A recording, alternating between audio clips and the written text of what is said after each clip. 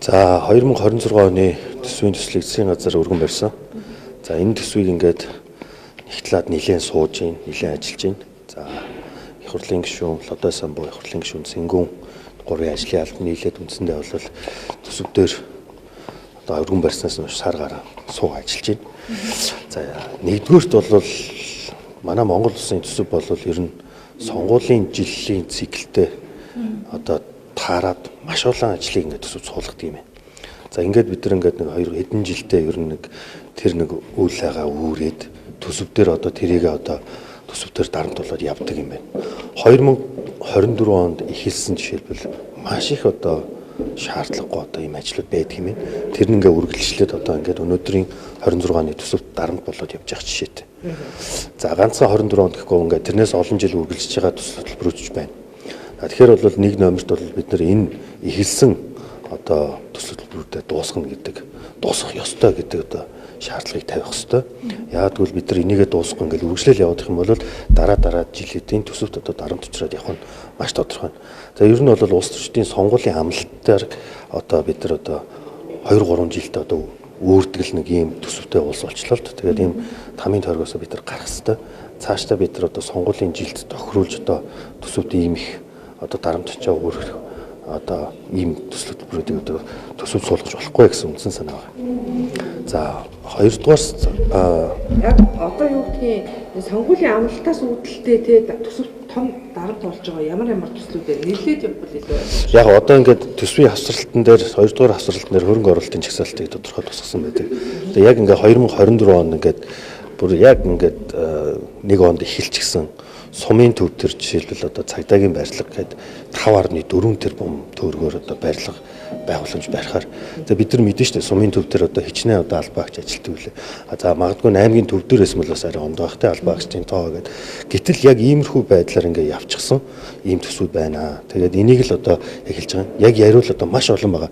Одоо иргэдэд үйлчлэх мэдээллийн төв гээд сумын төв дээр одоо тусдаа барилга барьна гэдэг. Бид нар одоо сумын амьдралыг бас мэдэн шүү дээ. Одоо өдөө орон нутгаас сонгогдсон гишүүний хувьд сумын төвийн иргэд маань одоо тамийн газар руу ороод хүссэн мэдээлэл аваад гарчдаг.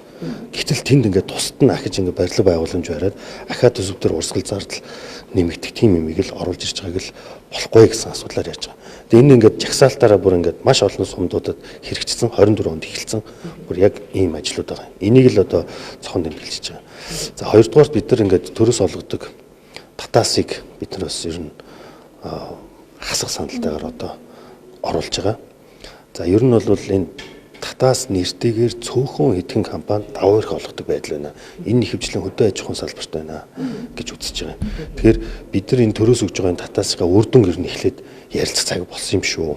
Ер нь хэр өгөөжтэй байгаа юм. Өнөөдөр яг хөдөө аж ахуйн салбар ер нь асуудлууд нь өмнөх жилүүдээс хэдэн хувиар нэмэгдсэн гэдэг яг энэ асуудлыг эргэж гаргаж тавихгүйгээр энэ хэрэгтэй юмаа гэд 1000 гой сайхан нэр өгөөд одоо тэр нь үр дүнгүй байгаа юм биш үстэй гэдэг үүднээс ер нь энийг нэг ер нь зогсоох хэрэгтэй байна. Эргэж нэг харах хэрэгтэй байна. Өнгөрсөн хугацаанд явж ирсэн татаасуудын үр дүнгийг эхлээд харах хэрэгтэй байна гэдгийг ийм санал оруулж байгаа. За 3-дугаар тодорхойгүй байдлаар ингээд төсөвт маш их юмнууд орж ирж байна. Жишээлбэл одоо эрдэм шинжилгээ, судалгааны ажил гээд 200 тэрбумыг багцаар нь оруулж ирж байна. Эрдэм шинжилгээндээ бид нэр мөнгө зарцуулах хэрэгтэй үнэн. Судалгаандаа бид нар мөнгө зарцуулах хэрэгтэй үнэн.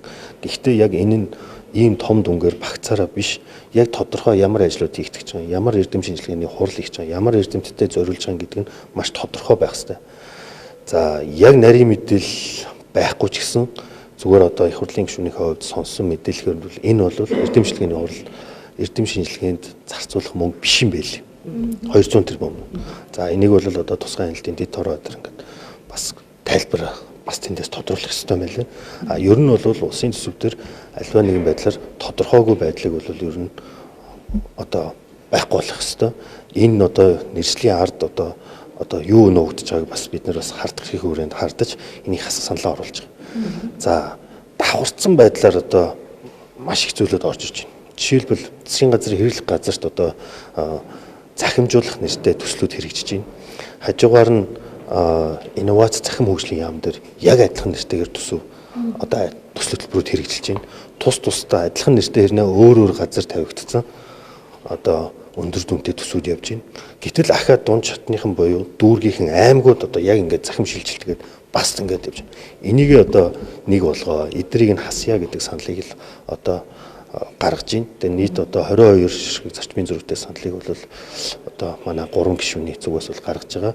За тэгээд одоо холбогдох байнгын хороонууд дээр одоо эдгээр 22 одоо саналын зарчмын зөрүүтэй саналаа одоо тайлбарлаад одоо санал руу алгана гэсэн тийм бодолтойгоор явж. Шинэ оршоо хөтөлбөрийн зарцуулсан мөнгнөөс одоо яг тэр зээлэндээс их хэмжээний мөнгө суудсан байгаа гэж яригдаад байгаа шүү дээ. Тийм. Шинэ оршоо хөдөлгөөнийг бид нар бас ингээд сэтгэл хөдлөлөөр хандж ерөөсө болохгүй байгаа. Айгүй гоё нэр өгсөн. Чинэлэг малчин гэдэг нэр өгсөн.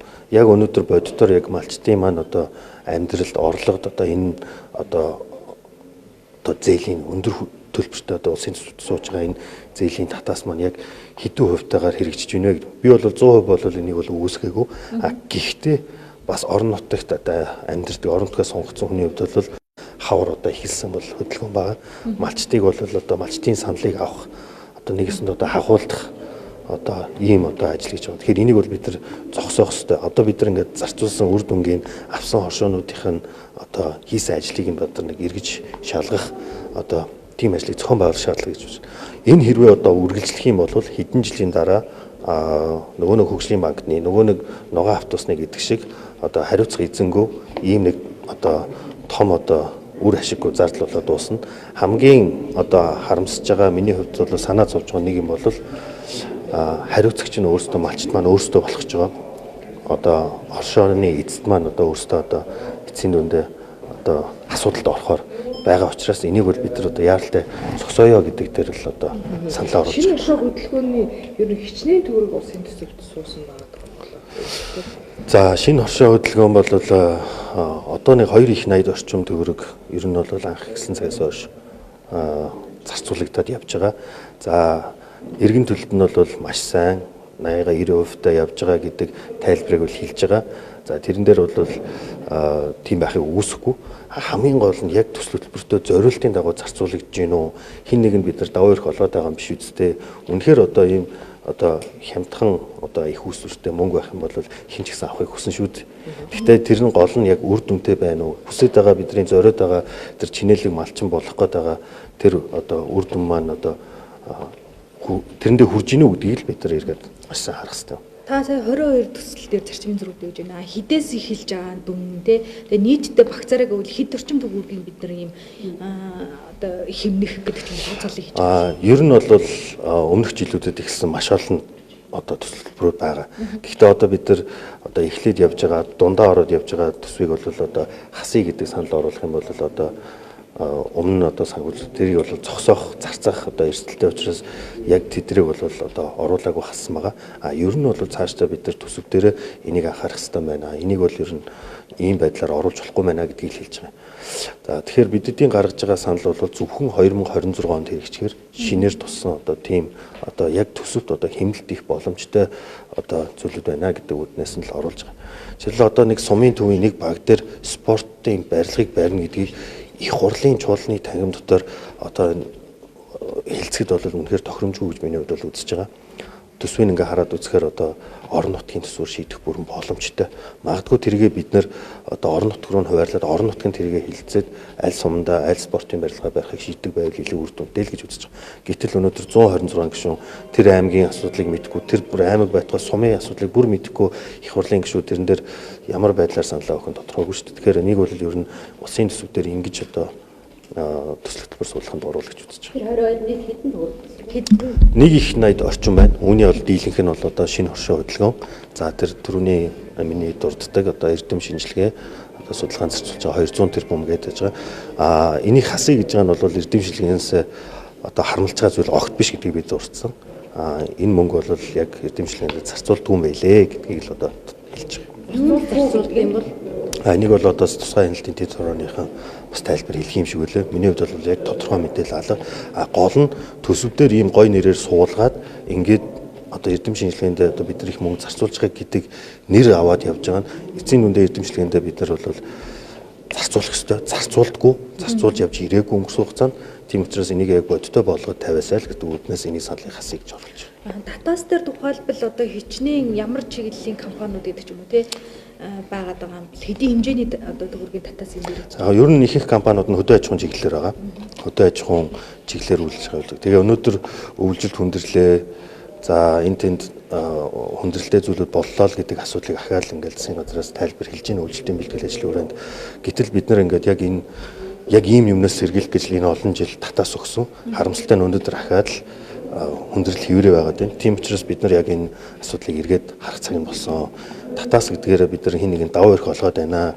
Яг үндсэн асуудлаа шийдэж чадахгүй байна л гэж үзэж байгаа. Наас нь одоо шүүсэн бүтээгдэхүүн. За тийм. Яг одоо ингээл төмсний ногоо, хүнсний бүтээгдэхүүн ингээл маш их хөнгөлтэй ингээл юмнууд өгдөм байна.